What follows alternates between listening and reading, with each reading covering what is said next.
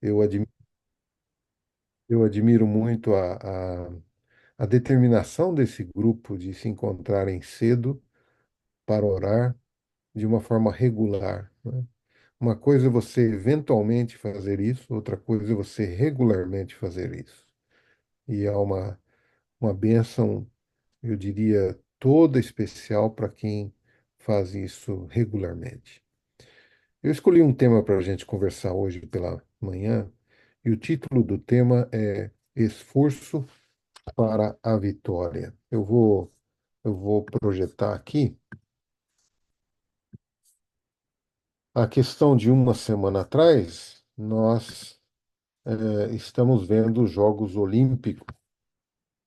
E os Jogos Olímpicos, eles sempre atraem muita atenção da opinião pública em geral, porque está ali um momento de ouro para os atletas, né? Eu digo ouro pela possibilidade de ganho de medalhas, mas também pela valorização dos atletas.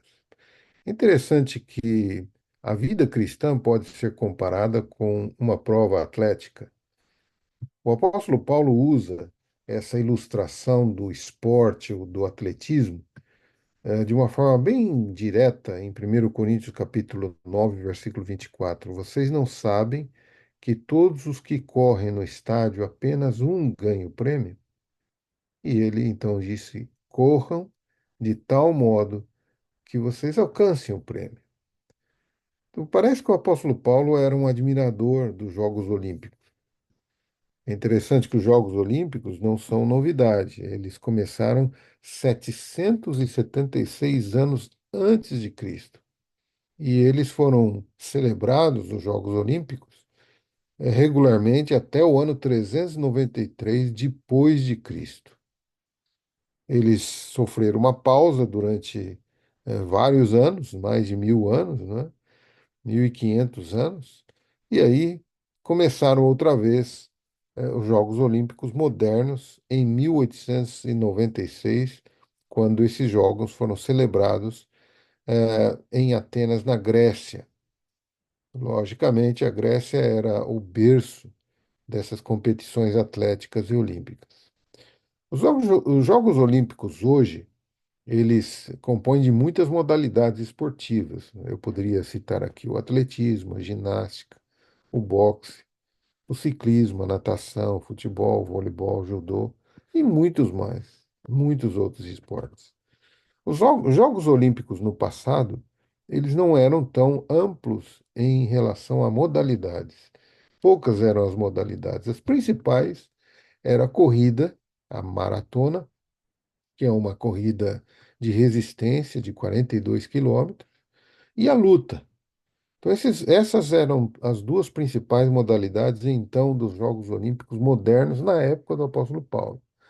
E o apóstolo Paulo, então, usa essa metáfora do esporte ou do atletismo no Novo Testamento. Por exemplo, em Hebreus capítulo 12, ele diz: e corramos com perseverança a corrida que nos é proposta. Ele está aqui usando essa figura de linguagem, né?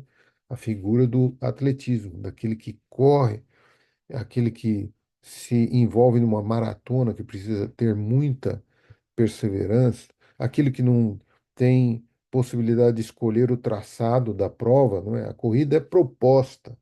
Não dá para escolher o traçado da prova, ele tem que correr aquela prova com perseverança, assim como é a nossa vida, né? A gente não sabe o que vai acontecer. Deus é que propõe a corrida e a gente está nela. Filipenses 2,16, ele diz então: retendo firmemente a palavra da vida, assim no dia de Cristo, eu me orgulharei de não ter corrido nem me esforçado inutilmente. Olha que interessante. Então, o esforço, a corrida, ou a perseverança, a determinação na corrida cristã não é inútil. Ele fala também sobre a luta, né? Combati o bom combate, terminei a corrida e guardei a fé. Quando ele escreve a Timóteo, segunda carta, capítulo 4, versículo 7.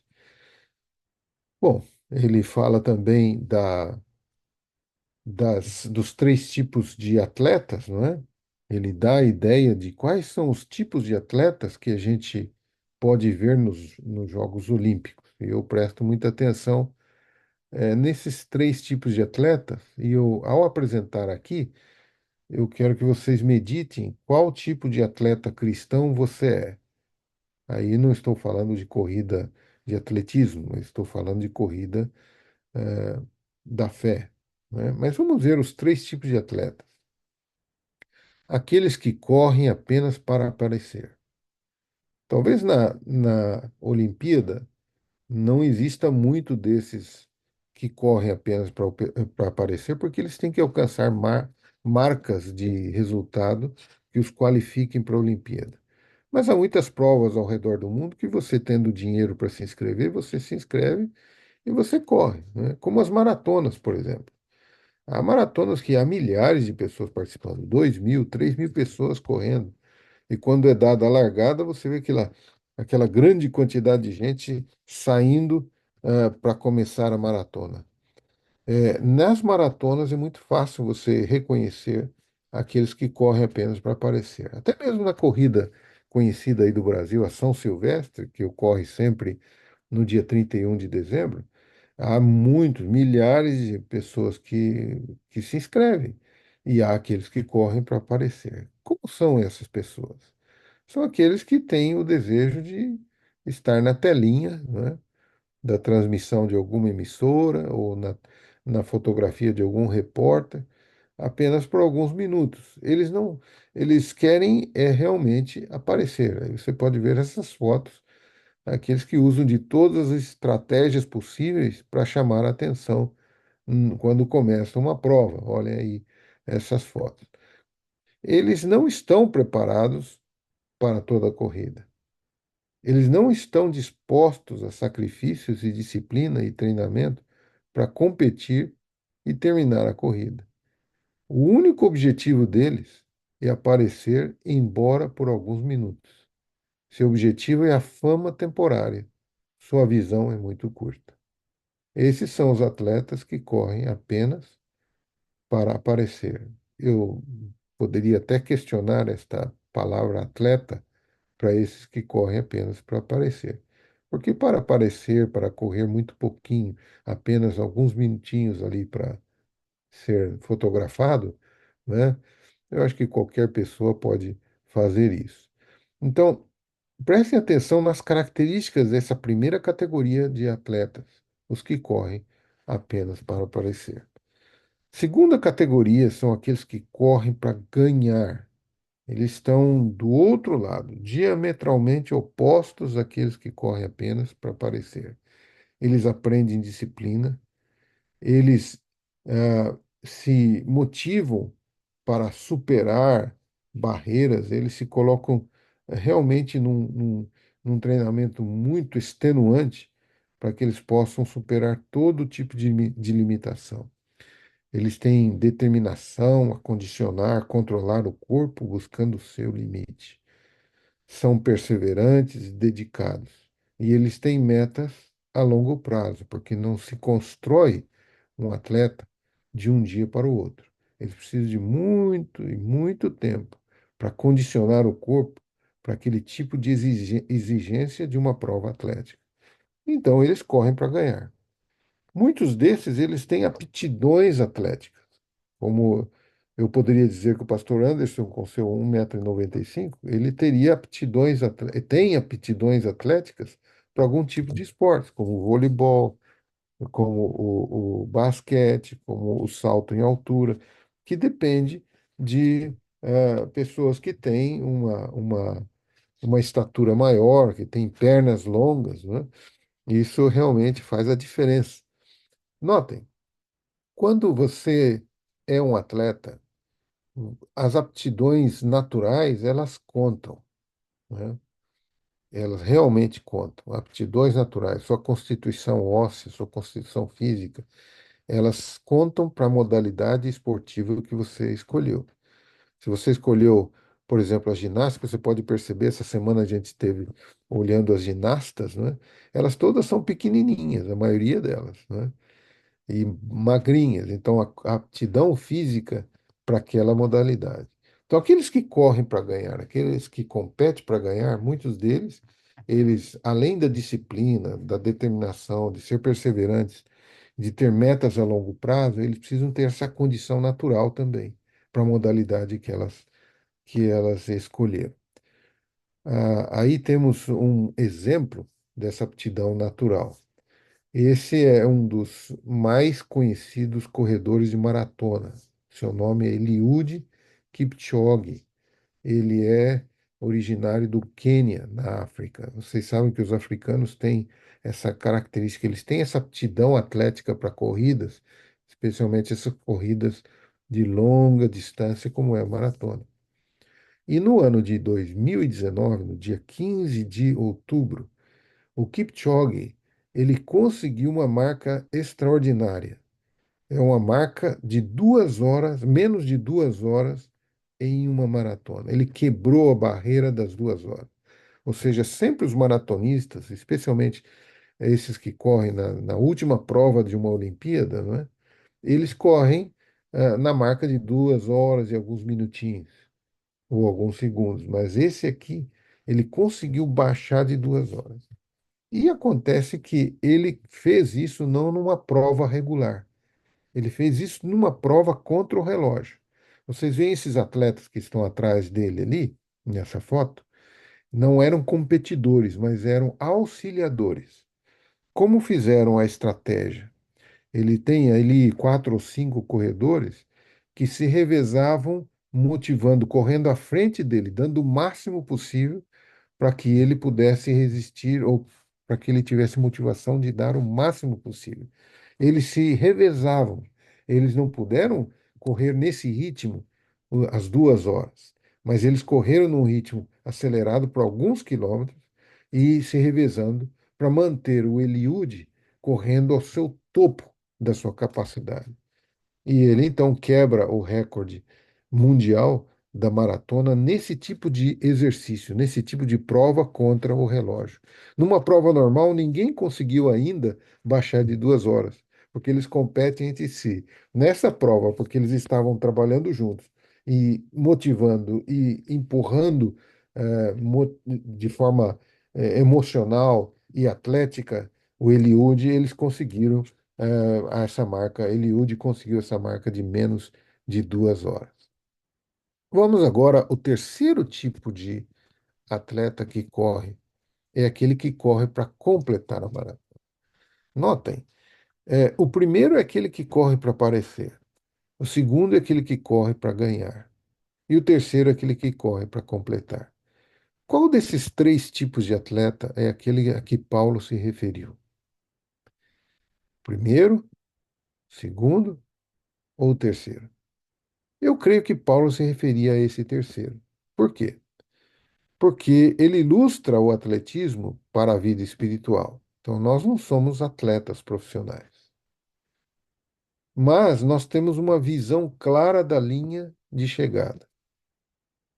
Nós, como atletas espirituais, devemos estar prontos para pagar o preço. Nós corremos com o objetivo e nós temos que ser persistentes até completar a corrida. Então, essa é a característica daquele que corre para completar a corrida. A gente pode observar bem isso nessas provas de longa distância. Há muita gente que não é conhecida, muita gente que não é um atleta profissional, mas ele treina. Ele quer, ele não está de olho nas medalhas, mas ele está de olho em completar a prova. E há um grande número de pessoas que fazem isso. No final, logicamente, eles ganham um diploma, um certificado de que completaram aquela prova. E para eles é uma grande realização. Aí no Brasil, quem quiser correr a São Silvestre e chegar até o final, vai ganhar esse diploma, esse certificado de que completou a prova. Então, o terceiro grupo é aquele que corre para completar a corrida. Essa foto que vocês estão vendo é de um campeão olímpico. O nome dele é John Stephen Akwori. Ele é também africano, ele é do país da Tanzânia. O John Akwori, na década de 60, foi o melhor atleta do mundo. Foi o mais famoso. Ele ganhou medalha de ouro em várias maratonas realizados ao redor do mundo. Interessante que quando se preparavam para os Jogos Olímpicos da Cidade do México, em 1968, a expectativa era que João Acuari ganhasse a maratona, que é a última prova de uma Olimpíada. Todos os repórteres, os espertos em atletismo, eles eram unânimes em dizer que John Acuari seria o campeão da maratona. Acontece que nesta Olimpíada, quando abriu a maratona, poucos quilômetros depois de começar a maratona, ele teve um acidente, ele caiu e feriu gravemente o joelho. E isso o incapacitou de manter um ritmo acelerado a ponto de ganhar a maratona. O fato é que ele seguiu correndo, mancando durante todo o trajeto dos 42 quilômetros. Ele não desistiu. Ele seguiu até o fim. Aí vocês veem a foto dele chegando no estádio. Enquanto a maioria dos atletas completou a maratona ao redor de 2 horas e alguns minutos, ele levou 4 horas para completar. Quando ele chegou, todos os outros já haviam chegado. Ele chegou literalmente no último lugar. Ele chegou quase já no fim, quando o estádio já estava quase apagando as luzes. E os repórteres ficaram intrigados. Por que que ele continuou se ele estava gravemente ferido, se ele não seria capaz de alcançar a medalha tão sonhada? E eles fizeram uma pergunta para ele: por que você não desistiu? Por que você não abandonou a prova, já que você não estava capaz? Vocês podem ver o estádio lá em cima, nessa foto da esquerda abaixo, já vazio lá em cima. Muita gente já tinha saído do estádio, a prova já havia terminado na, na visão de muitos, mas ele seguiu para completar a prova. Então, quando o repórter perguntou por que que ele não desistiu, ele disse assim: meu país não me mandou para começar a maratona, mas o meu país me mandou para terminá-la. Essa é uma frase de impacto, não é verdade? O meu país não me mandou para começar a maratona, ele me mandou para terminá-la. Eu não fui enviado para começar uma corrida. Aí a gente compreende melhor o que o apóstolo Paulo quis dizer, não é verdade? O apóstolo Paulo quis dizer que nós todos aqui fomos enviados para terminar a corrida. E a corrida só termina no último dia da nossa vida, quando quando Jesus voltar. Durante esse tempo em que estamos vivos, enquanto Jesus não volta, nós estamos sob as condições desse texto bíblico aqui. Todo atleta em tudo se domina, aqueles para alcançar uma coroa corruptível. Nós, porém, a incorruptível. Assim corro também eu, não sem meta, sim luto, não como desferindo golpes no ar, mas esmurro meu corpo, eu reduzo a escravidão, para que, tendo pregado a outros, não venha eu mesmo a ser desqualificado. Que essa imagem do corredor olímpico possa ficar na nossa mente. E se alguém lhe perguntar que tipo de atleta cristão você é, da vida cristã, lembre-se desses três tipos: aqueles que correm apenas temporariamente ou só para aparecer, aqueles que correm para ganhar, né, que é um atleta profissional, e aqueles que correm para terminar. O apóstolo Paulo está falando para nós que nós devemos correr para terminar, porque aquele que termina a carreira, esse sim é o maior de todos os campeões. Esse sim não terá uma medalha de ouro ou uma coroa de louro, como tinham os campeões olímpicos do passado, mas esse terá a coroa da vida, a coroa da vitória. Que Deus os abençoe, que esse seja um sábado para a gente refletir na nossa carreira, nossa corrida como atletas espirituais.